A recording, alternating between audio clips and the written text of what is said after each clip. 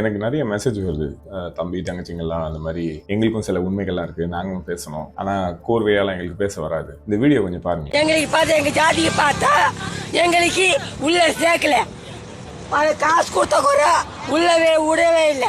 இது பார்க்கும்போது உங்களுக்கு என்ன பாதிப்பு இருந்துச்சோ அதே பாதிப்பு தான் எனக்கு வந்துச்சு. அந்த உண்மை தெரிஞ்சுது, அந்த வலி தெரிஞ்சுது. பார்க்கும்போது என்ன தோணுச்சுன்னா, எவ்வளவு பவர்ஃபுல்லான ஒரு டூல் நம்ம கிட்ட இருக்கு. அவங்களுக்கு நடக்கிற அநீதியை அவங்களால டைரக்டா உலகத்துக்கு சொல்ல முடியுது. போலீஸோ, வக்கீல், பஞ்சாயத்து, அரசியல் தலைவர் எல்லாத்தையும் தாண்டி நேரடியா ஒரு விஷயத்த சொல்ல முடியுது. இதுல என்ன ஆக்ஷன் எடுத்தாங்க, என்ன எடுக்கிறாங்கிறது அடுத்தது.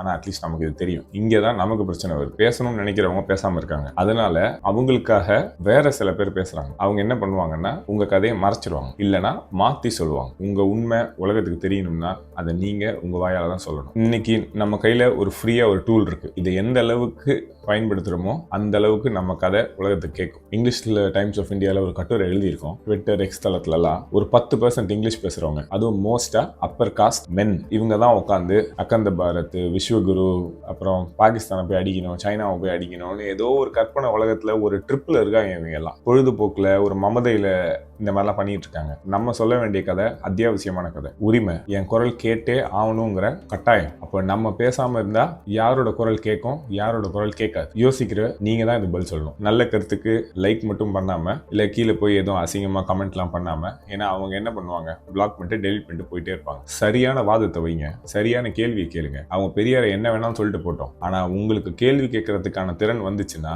நீங்க தான் இன்னைக்கான பெரியார், நீங்க தான் இன்னைக்கான அம்பேத்கர், நீங்க தான் இன்னைக்கான சாக்ரட்டிஸ். திருப்பியும் சொல்றேன், இன்னைக்கு ஸ்பேஸ் இருக்கு, டைம் இருக்கு, தேவை ரொம்ப அதிகமா இருக்கு. நேரம் இருக்கும் போதே பேசுங்க. நேரமும் காலமும் கடந்ததுக்கு அப்புறம் யோசிச்சு பிரயோஜனம் இல்லை.